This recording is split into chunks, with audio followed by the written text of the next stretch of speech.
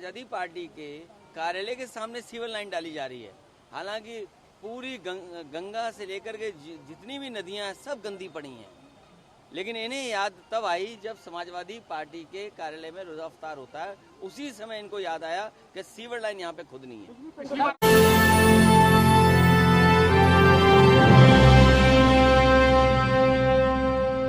रोजा इफ्तारी की बहुत बधाई। और लखनऊ की तहजीब में ये जो गंगा जमनी तहजीब है, जिसमें किसी धर्म को मानने वाले लोग हैं एक बार इकट्ठे हो जाते हैं, जहां ये हमारे मुस्लिम भाइयों का त्यौहार है, वो आज के बैठते हैं, रोज़ा इफ्तारी कराते हैं, वहीं उनके मित्र सहयोगी साथी आते हैं। यही हमारी देश की, समाज की और खासकर लखनऊ की पहचाने के सब मिलकर के रहते हैं। यही हमारी गंगा जमनी तहजीब है और हमारी कोशिश होनी चाहिए कि इस तहजीब को और आगे बढ़ाएं, आने वाली पीढ़ी भी मिलकर के रहे, एक दूसरे का सहयोग करे, एक दूसरे का साथ दे, दुख तकलीफ परेशानी में एक दूसरे के साथ खड़े दिखाई दें। अखिलेश जी, समाजवादी पार्टी हमेशा रोजा इफ्तार की दावत करती है, अब की बार नहीं की। ये सवाल बहुत अच्छा पूछा आपने। अगली बार कराऊंगा, और इस बार इसलिए नहीं हुआ, सरकार ने पार्टी कार्यालय के सामने पता नहीं क्यों रोज़ा इफ्तारी के समय सीवर लाइन डालने का फैसला लिया। ये सरकार ही ऐसी है, ये सरकार ऐसी है। अगर कोई अच्छा काम करना चाहेगा, उस काम को न होने के लिए कोई तरीका ढूंढेगा।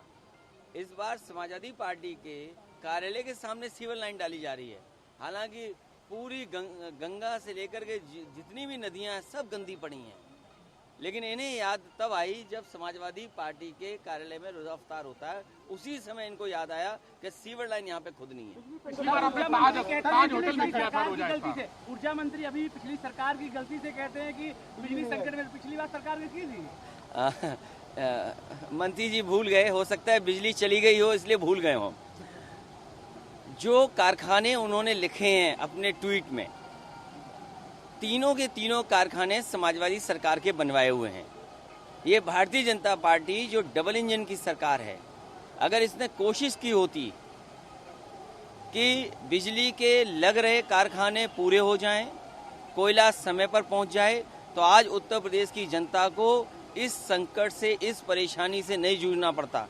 सोचिए, छोटे बच्चे हैं, माताएं बहनें घरों में हैं, बुजुर्ग हैं, बीमार लोग हैं, किस तकलीफ में रह रहे हैं, और कब बिजली आएगी और कब चली जाएगी।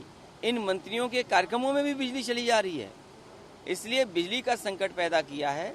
ये भारतीय जनता पार्टी ने दिया। मुझे याद है, मैंने कल भी कहा, फिर मैं दोहराता हूँ बात को, मैंने कई बार कहा, फिर कहता हूँ एक बार। मुझे याद है जिस समय यहाँ के लखनऊ के बड़े नेता लालजी टंडन जी वो लेकर के आए थे, श्याम देव राव चौधरी जो बनारस के विधायक थे, वो पिछले कई दिनों से धरने पे बैठे थे, भूख हड़ताल पे बैठ गए। उन्होंने कहा कि जब तक वाराणसी में 24 घंटे बिजली नहीं आएगी तब तक वो धरने से नहीं हटेंगे। मुझे उस समय के जिलाधिकारी ने बताया, मैंने उन विधायक जी को और उस समय लालजी टंडन जी को बुलाया और कहा कि आज ही के दिन से वाराणसी में 24 घंटे बिजली होगी। लेकिन मैंने उनसे एक वादा करवाया था, और वादा ये करवाया था कि उत्तर प्रदेश का बिजली का कोटा बढ़ जाए। लेकिन आज भी उत्तर प्रदेश की जनता ने जब दो बार दिल्ली की सरकार बनवाई, एक बार फिर बीजेपी को उत्तर प्रदेश में मौका मिल गया, लेकिन भारतीय जनता पार्टी की दिल्ली की सरकार और उत्तर प्रदेश की सरकार मिलकर के भी उत्तर प्रदेश का बिजली का कोटा नहीं बढ़ा पाए। अगर इन्होंने तैयारी की होती बिजली खरीदने की, तो शायद उत्तर प्रदेश को अंधेरे में नहीं रहना पड़ता। लाउड स्पीकर को लेकर थपथपा रही है प्रदेश सरकार और कह रही है कि हमने आपके संलग्न से सब कुछ ठीक किया और सभी लोगों से बराबर बैलेंस। देखिए, भारतीय जनता पार्टी से ज़्यादा झूठ बोलने वाला दल नहीं है। याद कीजिए, उन्होंने वैध अवैध की बात की थी स्लॉटर हाउस को लेकर के, लेकिन एक्सपोर्ट में नंबर 1 कर दिया देश को। ये जो लाउड स्पीकर वाली जानबूझ करके लेकर के आए हैं, वो जानते हैं कि अगर बेरोजगारी की बात करेंगे और बेरोजगारी के आंकड़े देने पड़ेंगे तो बेरोजगारी के आंकड़े नहीं है।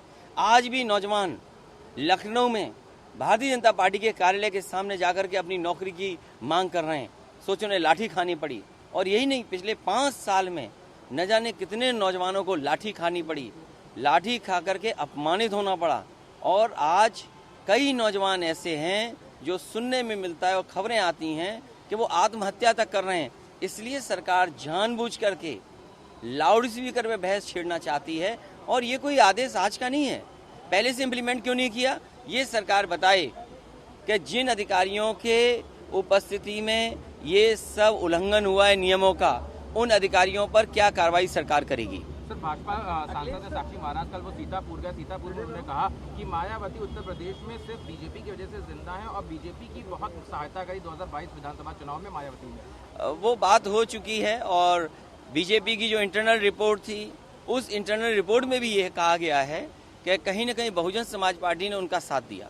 अखिलेश सर, क्राइम अभी एक बड़ा मुद्दा है, शिवपाल जी को लेकर आपका स्टैंड क्लियर नहीं है, क्या कहेंगे उसके लिए? क्योंकि वो अभी भी दूध हत्या हो रही है लगातार। ये हमारे दाएं वाले साथी ने आपका सवाल भुलवा दिया। असल में क्राइम की बात कर रहे हैं, आप लगातार ट्वीट कर रहे हैं अपराधनामा 2, 3, 4, वो डेटा लगातार इंक्रीज कर रहा है सर। देखिए, पिछले 5 साल में भी कानून व्यवस्था खराब थी, लेकिन उन्होंने प्रचार के माध्यम से वो बात को दबा दिया। आंकड़े कभी सरकार ने पेश नहीं किए।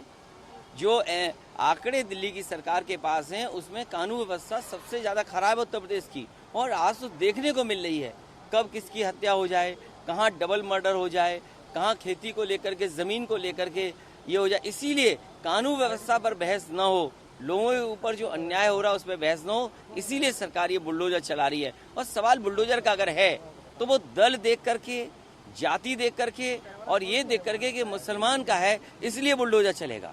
अखिलेश सर, जो ओम प्रकाश राजभर है, उन्होंने दावा किया है वो आजम खान जी से मिलने जाएंगे। तो क्या देखिए, स्टैंड क्लियर है कुछ इसको लेकर? क्योंकि बहुत से सवाल है। हमारा स्टैंड बहुत क्लियर है, समाजवादी पार्टी आदरणीय आजम खान साहब के साथ है। ऐसी ही बड़ी खबरों को देखने के लिए जुड़े रहिए हमारे साथ।